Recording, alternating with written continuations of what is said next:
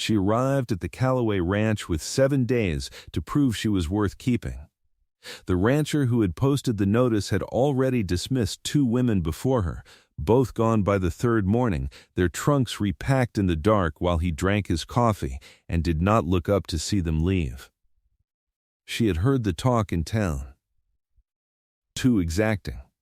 Too cold, not worth the trouble of the 8-mile road. But she had also heard that he paid real wages and asked no questions about where a woman had come from, and those 2 facts, taken together, were worth more than a comfortable posting with a friendly employer.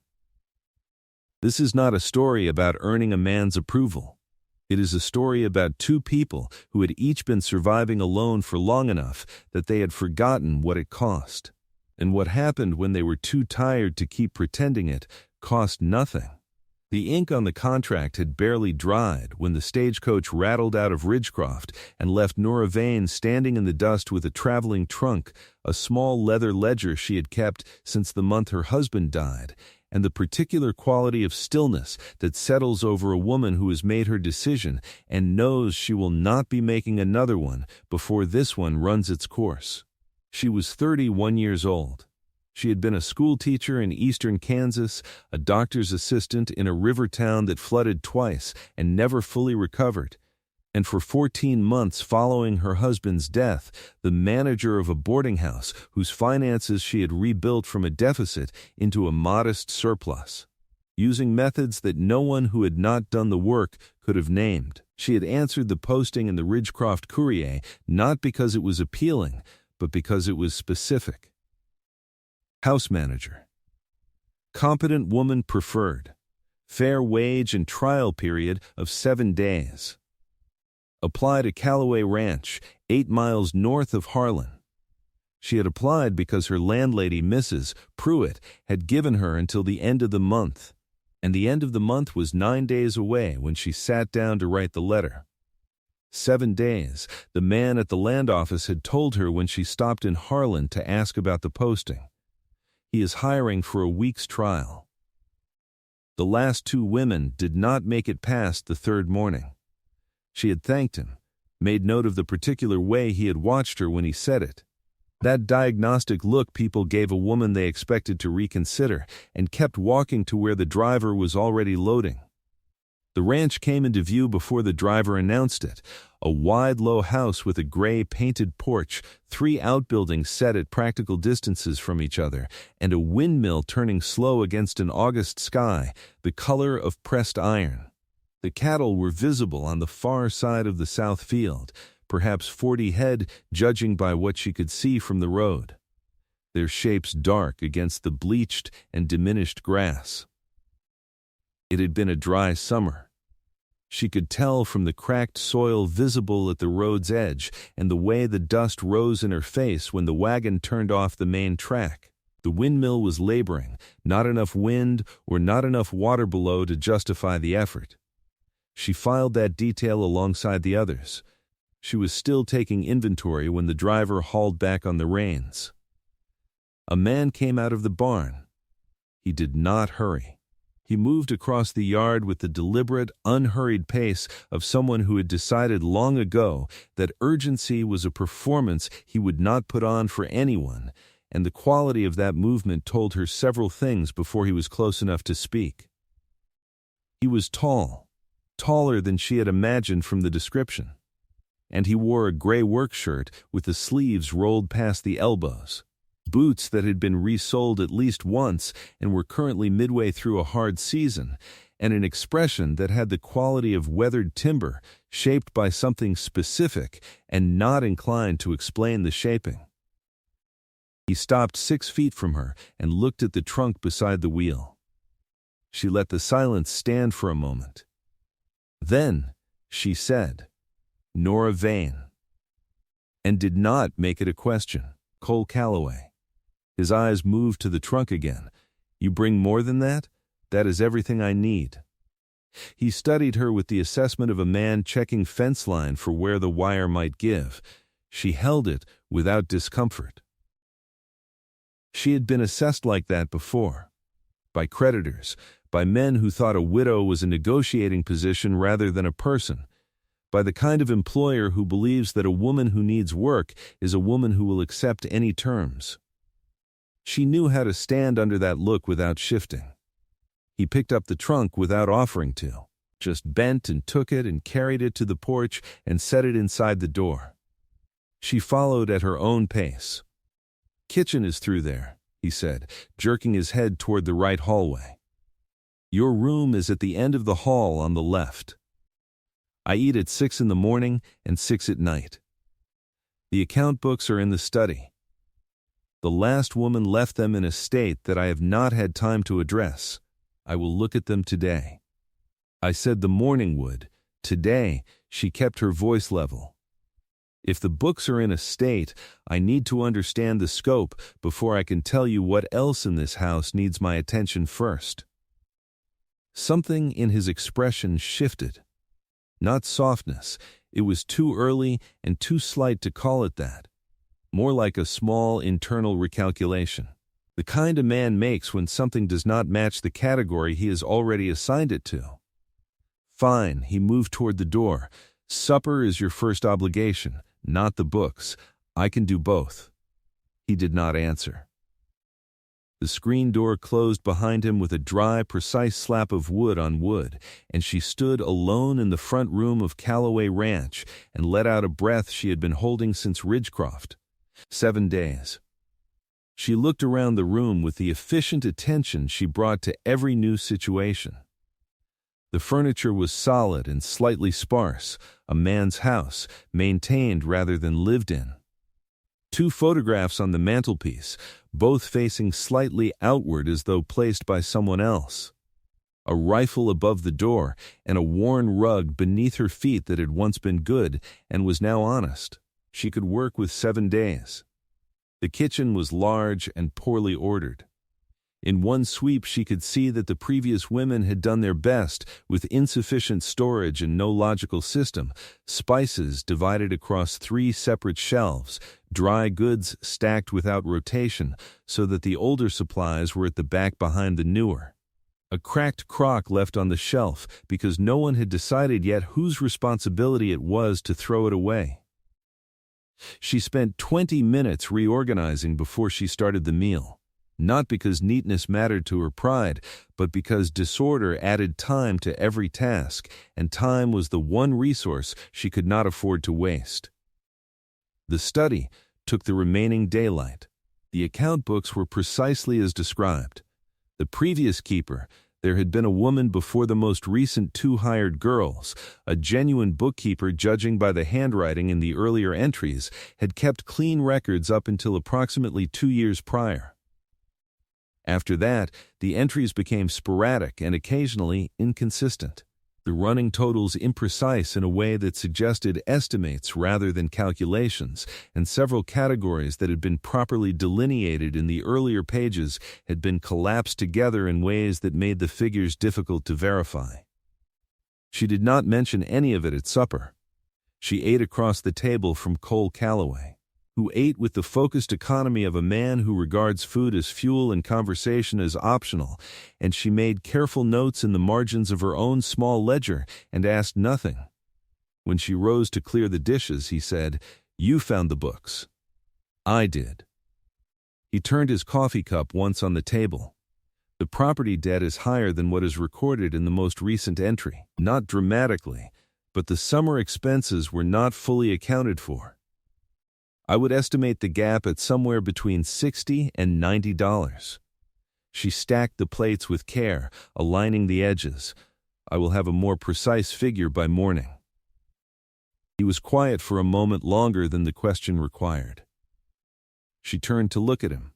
He was watching her with an expression she could not yet read, not the recalibration from the yard, but something older. Something with a longer history behind it. "The land office is reviewing the deed," he said. "Tomas Harker, he runs the property east of this one, filed a boundary dispute last spring. Claims the south fence crosses onto his land by 20 yards. Nora dried her hands on the kitchen cloth and hung it neatly. Does it? No. Then the original survey will settle it.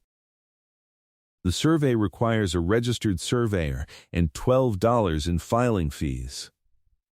He said it without apology, the way a man states a fact he does not enjoy but will not pretend away. The $12 is not currently available in any category of the current account. She looked at him for a moment. She thought about the books, the collapsed categories, the summer expenses sitting unrecorded like a debt to the ledger. "I will look at the books tonight," she said. There may be a line that can be temporarily redirected without disrupting anything essential. He did not thank her. She had not expected him to. She worked past midnight at the study desk by lamplight, cross-referencing the account books against the standard structure she carried in her head from years of managing the boarding house finances. By the time she put down her pen, she had found 3 discrepancies that resolved in his favor. Feed costs entered twice in the same month. A payment from a cattle buyer recorded as partial when the receipt stapled behind the entry clearly showed full payment, and a line of household expenses from 6 months prior charged incorrectly to the ranch account. Corrected, the balance was better by $43 than the books showed. She also found something else, something she did not put in the note she left on the study desk. 3 entries in the ledger under a single name: Tomas Harker. Payments made to him directly, 2 labeled feed purchase, 1 labeled fence repair, all dated within the past year. Small amounts, regular intervals. And in the first of the 3, written in the tight, cautious hand of whoever had made the entry, the word arrangement, crossed out with a single deliberate stroke and replaced with the word purchase. Arrangement, not purchase. The first instinct of the person who wrote it. She placed the corrective note on the desk. She took the ledger with her to her room. Sleep came slowly. Through the window she could hear the windmill working, and once, well after the house had gone quiet, the sound of boots on the porch. Cole Calloway, awake late, moving from one end of the boards to the other and back again in the slow pacing of a man whose thoughts will not settle. She lay in the dark and listened without meaning to, and she thought that she recognized that walk from the inside. On the first morning she was up before dawn and had the stove lit and the coffee on before she heard movement from his room. He came into the kitchen dressed and ready, stopped when he saw the coffee waiting, and said nothing. He drank it, standing at the window while the dark field lightened by degrees outside, and she worked around him without requiring his attention because she could see that the morning was his thinking time and silence was what he needed for it. "I found the discrepancy," she said when he set the cup down. $43 in your favor, net. The corrected entries are on the desk. He turned from the window. "And the 12 for the surveyor?" The unspent portion of last month's feed advance has been sitting in the miscellaneous column without a designation. It covers the filing fee and leaves a small remainder. She moved the pan off the heat. "I can make the transfer entry today if you want it done." He looked at her for a long moment. His eyes had that gray quality she had noticed in the yard, not cold, exactly, but tired in a way that had become indistinguishable from cold over time. "Do it," he said. He went out to the cattle. She went back to the books. The days built a rhythm. She did not impose it. She found it. The way you find the grain of wood before you work with it. The kitchen came together properly by the second morning. The accounts were in clean order by the end of the 3rd day.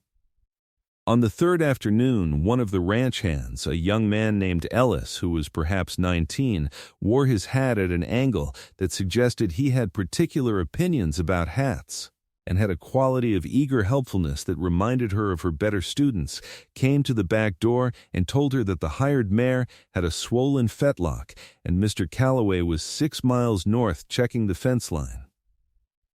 She followed Ellis to the barn without taking time to change her boots. The mare was a solid red roan, steady in temperament, standing with her weight shifted off the left foreleg and her ear turned back in discomfort. Nora examined the leg without rushing, pressing along the tendon carefully with practiced fingers, reading the heat and the give of the tissue. Not a fracture. Soft tissue strain with the early inflammation that meant it had happened that morning, probably on the rocky ground in the south pasture that she had noticed from the wagon. "Do you have comfrey root?" she asked Ellis. He stared at her. "In the supply room. We use it on the cattle. Get it.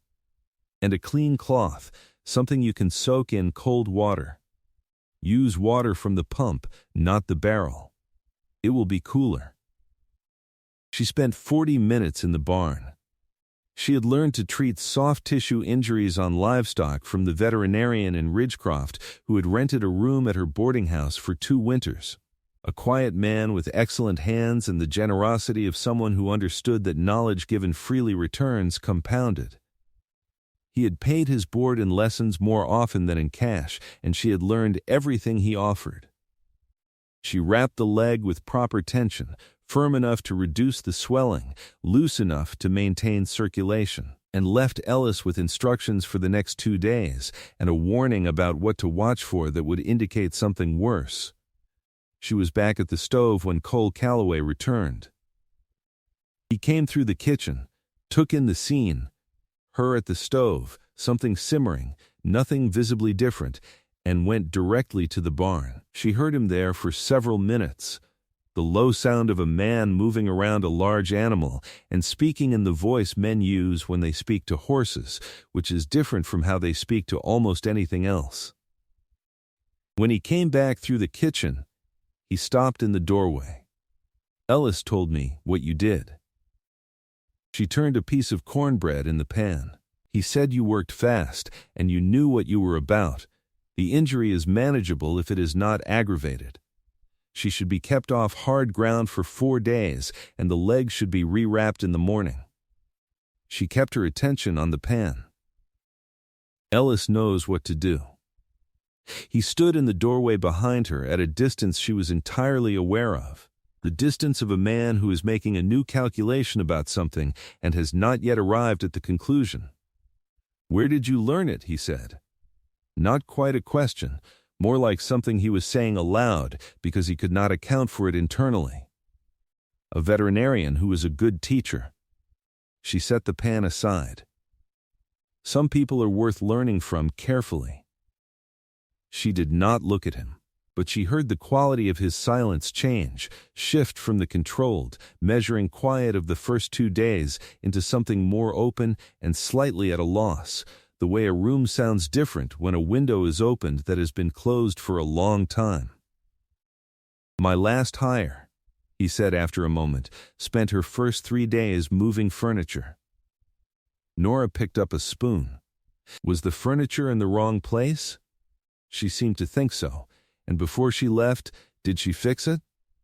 A long pause. "I did not notice," he said. She allowed herself a small, private smile that she directed at the wall. This is Dusty Vows, where stories like hers live. Women who came prepared and were still underestimated. Men who noticed, eventually, that they had been.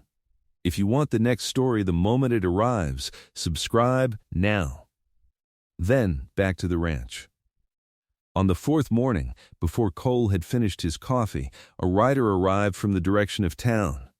Not from the land office, she could tell by the horse, too well kept for a county errand. The man was lean and dressed with the careful neatness of someone who spends money to look like money, and he had the quality of patience that is actually restrained impatience. He asked for Mr. Calloway in a tone that assumed the request would be immediately accommodated. Ellis told him Mr. Calloway was in the south pasture. The man's eyes moved to Nora with the measuring quality of someone assessing what category a woman in a working kitchen belongs to, and what use that assessment might be. "You are the house manager," he said. "I am. Tomas Harker." He did not offer his hand. "I have business with Cole. I will wait. You are welcome to wait on the porch." She kept her voice courteous and entirely level. "Mr. Calloway returns by noon." Harker did not move toward the porch. His eyes moved briefly to the study window and back to her face with the unhurried calculation of a man examining a position for weakness. "The boundary matter," he said, in the tone of a man resuming an existing conversation. "It should be resolved soon. A simple acknowledgement that the south fence was placed in error. These things happen in dry seasons when the ground shifts. Cole is a reasonable man. I am certain he understands that prolonging the dispute serves neither party." She looked at him steadily. "Mr. Calloway handles his land affairs himself, of course." Harker's smile was polished and surface-thin. "I mention it only because a prolonged dispute affects the standing of a property in certain financial conversations. The kind of conversations that become relevant when a rancher needs to demonstrate clean title." He let that sit for a moment. "I would hate for Cole to find himself in a difficult position when those conversations come up. As a neighbor, I take an interest in these things." She understood him precisely. He was informing her that he had the ability to complicate the deed dispute in ways that would affect Cole Calloway's access to credit, and that this information was intended to reach Cole through her as a warning or a softening. "I will let Mr. Calloway know you stopped by," she said.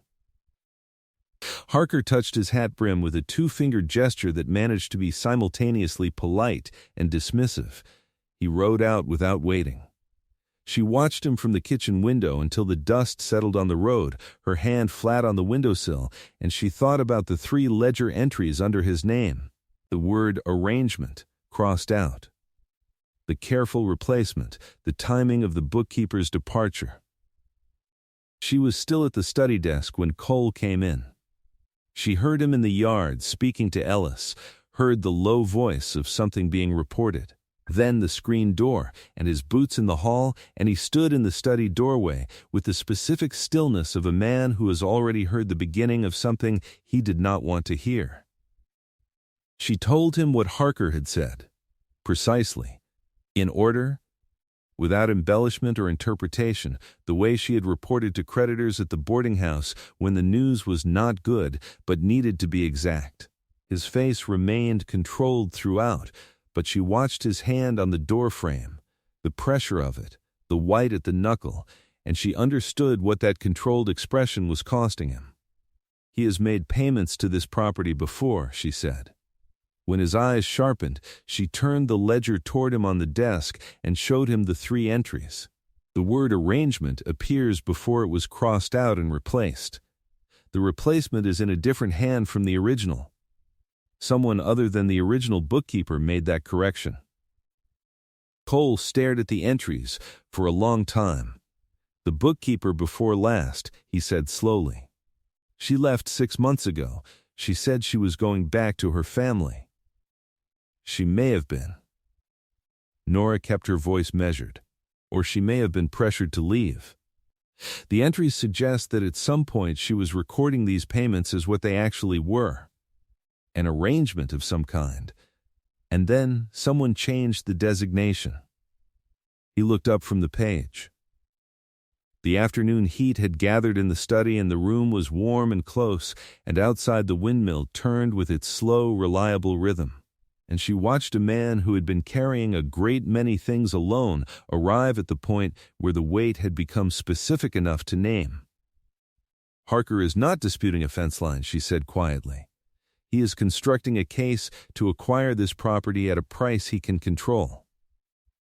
A prolonged boundary dispute weakens your title standing. Manufactured evidence of a prior agreement with a former employee weakens it further. The surveyor filing matters, but only if it is filed before he can establish the dispute in the county record as a legitimate contested claim." Cole's jaw worked once. "The surveyor fee was sent yesterday." "I know. But the filing needs to be accompanied by a formal objection naming the survey date and challenging the basis of Harker's claim." Without it, the surveyor report only addresses the physical boundary, it does not address the alleged agreement. She pulled a sheet of paper from beneath the ledger. I drafted the objection this morning. It needs only your signature to be filed. He looked at the paper. He almost picked it up immediately. She saw the movement begin in his shoulder and then stop. A lifetime of managing his own affairs, pressing against the impulse to accept help from someone who had been here 4 days. She recognized the particular kind of pride that hesitates not from ingratitude, but from the fear of what it means to stop being the only one holding things together. She turned the page slightly toward him without another word. He picked it up. He read it fully, not skimming, actually reading, taking in the language she had constructed to name Harker's claim and preempt its legal foundation. She respected that. A man who reads a document before signing it has made at least one sound decision in his life. He set it down and signed it. When he stood from the desk, they were closer than they had been. The desk was narrow, and they had both been leaning over the page, and the space between them when he straightened was less than she had calculated. She could feel the warmth off him, the particular smell of dust and honest labor and something else she could not name but registered entirely. She stepped back first. I will take it to the land office tomorrow morning, she said. Her voice came out steadier than she expected. He stood where he was. His expression had changed again, the third distinct version of it she had seen since arriving. Not the recalibration of the first morning, not the controlled grief of the second evening. Something newer than both of those, raw at the edge, not yet sure what it was. Nora, he said. It was the first time he had used her name, just those 2 syllables, spoken without announcement or ceremony, and the room shifted around them the way the air shifts before rain. She looked at him. Thank you, he said. It was plainly difficult for him. Not because he was ungrateful, but because gratitude had become a form of admission, and admission meant opening something he had kept carefully shut. She nodded once. She gathered the paper and walked down the hall. She sat on the edge of her bed with her hands in her lap and listened to her own breathing until it was even. He had said her name. She had not known it would cost her anything to hear it.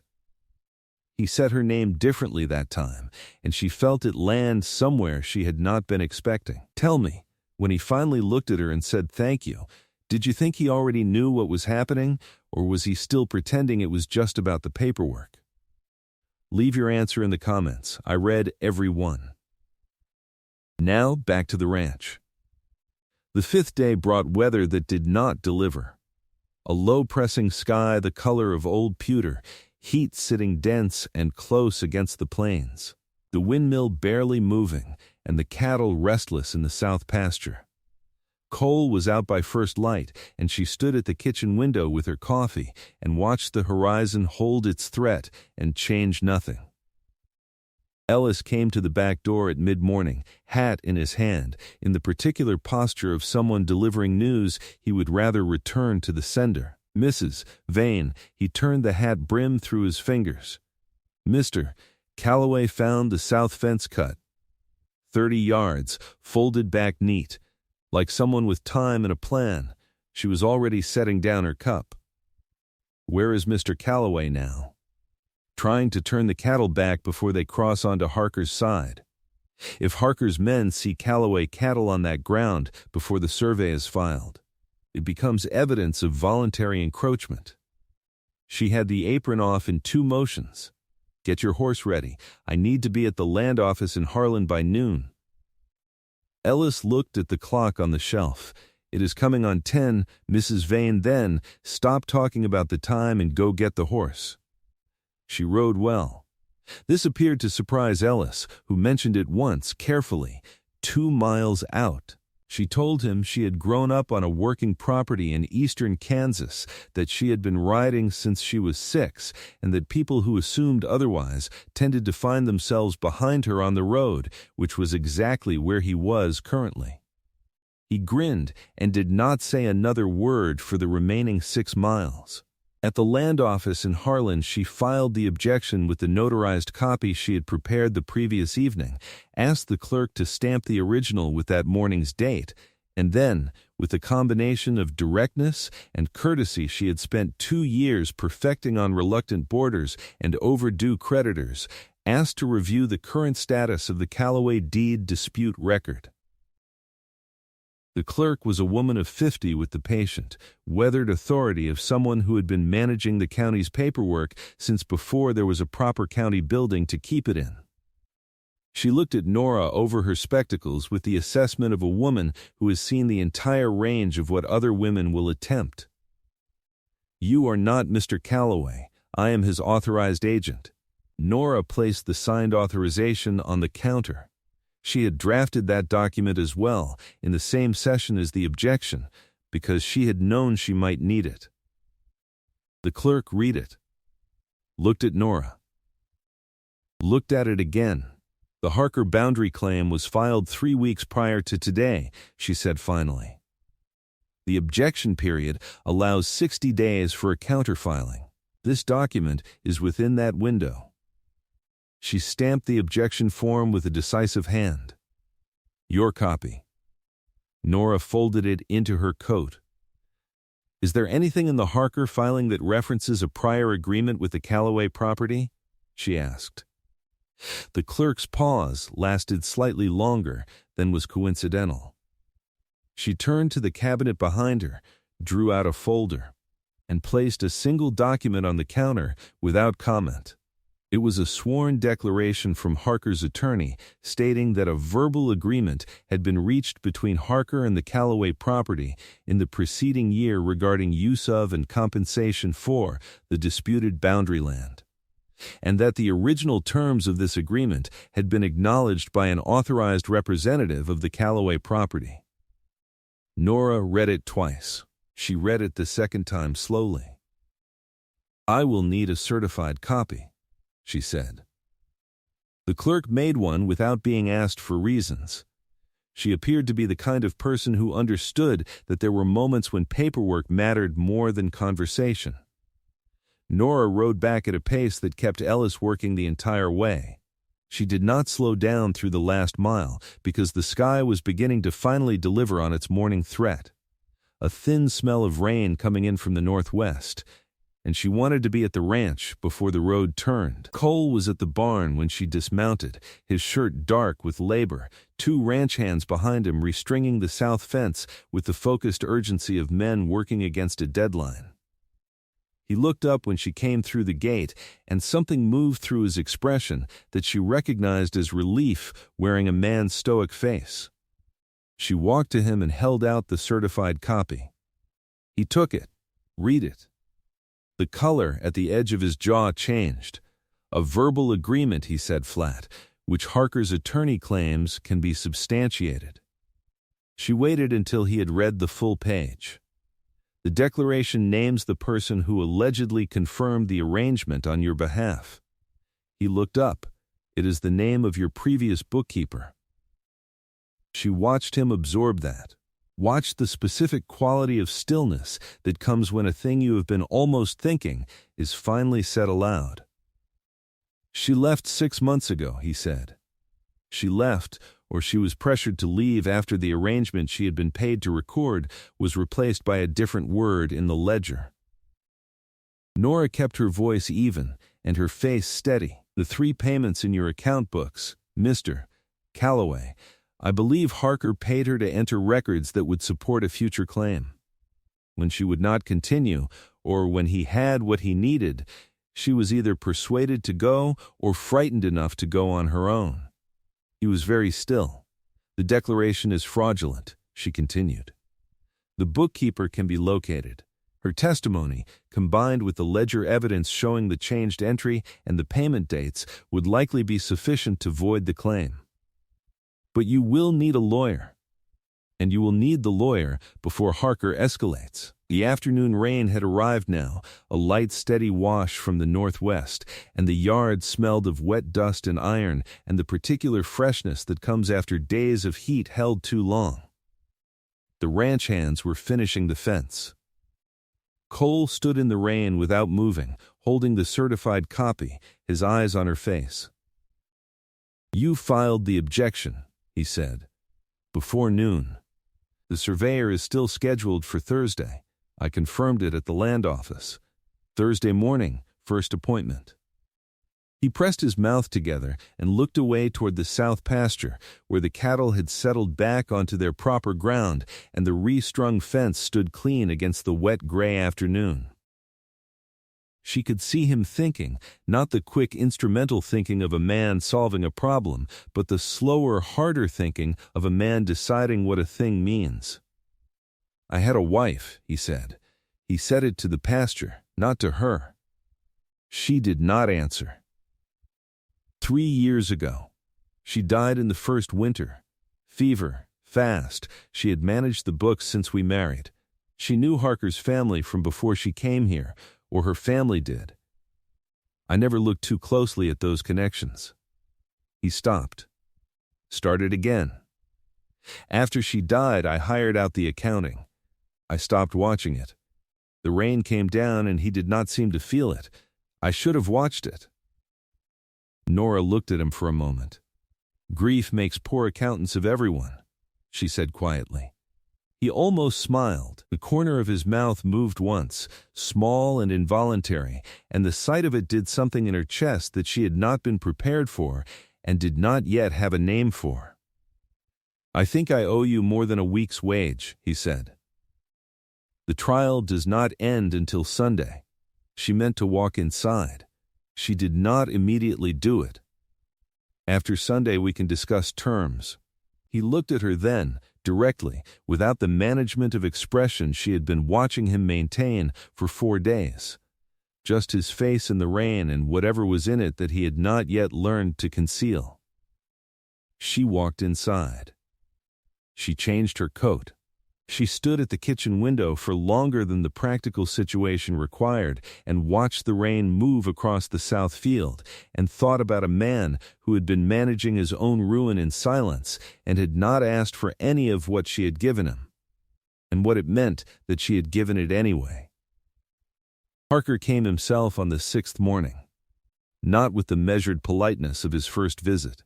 He came on horseback before breakfast, 2 men riding behind him with the particular loose readiness of men who are there to be looked at, and his voice when he called out from the gate carried the quality of a man who has decided that courtesy has served its purpose.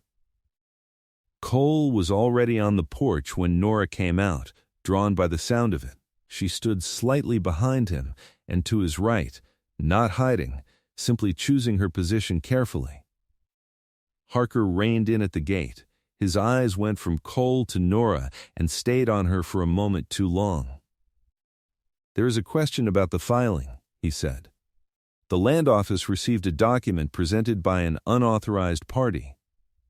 "The party was authorized in writing by me," Cole said. "The county may have concerns about the nature of that authorization." Harker's tone was light and pointed at the same time. "A woman who has been employed at this property for less than a week, presenting legal documents on its behalf. The land office has standards for these things." Nora stepped forward. "I have the original signed authorization." She held it up. Witnessed, dated, and in proper form. She kept her voice precise and unhurried. "I also have a certified copy of the declaration your attorney filed, naming a former Callaway employee as the basis for your alleged verbal agreement. That employee received 3 payments from your account, recorded in the Callaway ledger under your name at regular intervals across the past year. The earliest of those entries was originally written as arrangement before the word was changed." She let that sit for one clear moment. If the land office has questions about authorization, I would suggest they begin by examining the authorization of a declaration built on testimony from a party who was paid by the opposing claimant before she vacated this property. The yard was very quiet. Ellis had appeared at the barn door with a bridle he was not actually working on. One of the other ranch hands stood at the corner of the house with a similar pretense. The two men behind Harker exchanged a look that landed somewhere between impressed and concerned. Harker looked at Cole. "You let a hired woman speak for your affairs," he said. "I let a competent person handle them." Cole's voice had the quality of a quiet morning, no drama in it, no elevation, just a fact stated as plainly as the ground underfoot. The results are what they are. Harker returned his gaze to Nora. She held it without effort. She had sat across tables from men who owed her money and believed their displeasure was a form of currency. She had learned that the only language that actually settled those conversations was documentation, delivered quietly and precisely until the balance of the discussion became self-evident. "I will be speaking to my attorney," he said. "I would expect so." She maintained her tone. "When he has reviewed the filing dates and the nature of the evidence currently held on this side of the matter, I believe he will advise you that the path you have chosen has become considerably more costly than the land you are trying to acquire." Harker held her gaze for one more second, the last beat of a man deciding whether to stay in a losing hand. Then he pulled his horse around and rode out, his two men wheeling to follow him, and the dust rose and settled, and the yard returned to its own sounds. Cole did not look at her immediately.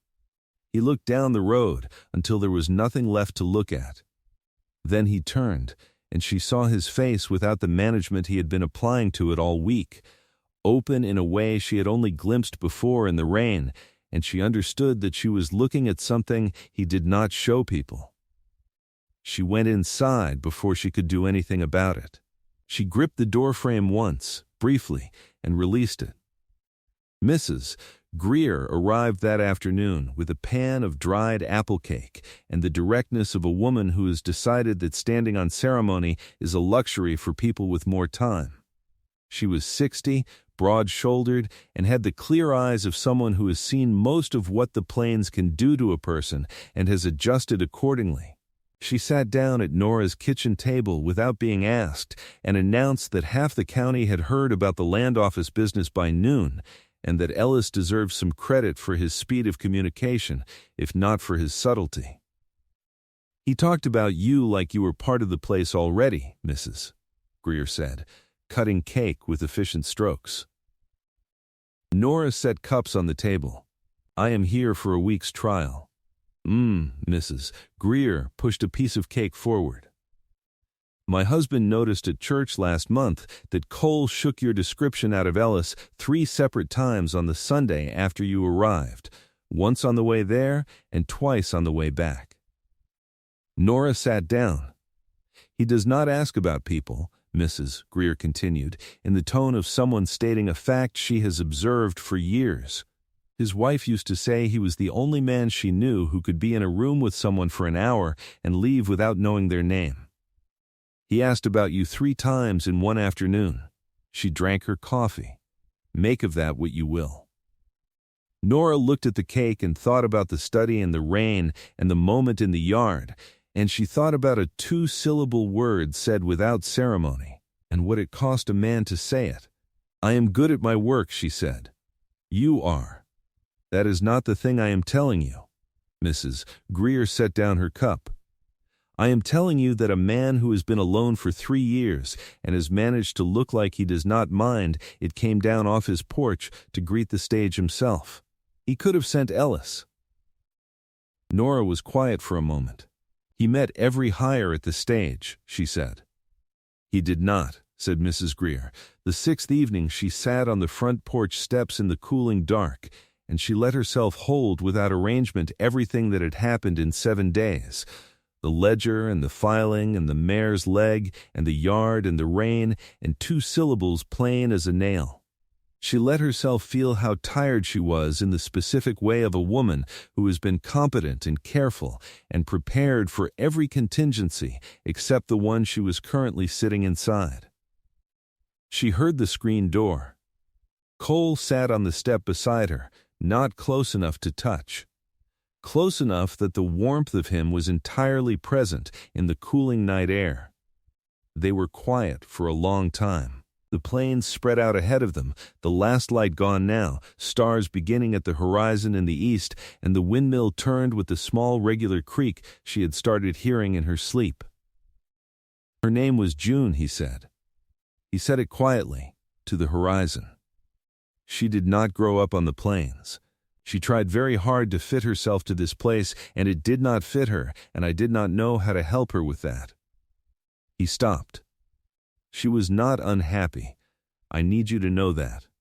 But she was always a little cold here, even in summer.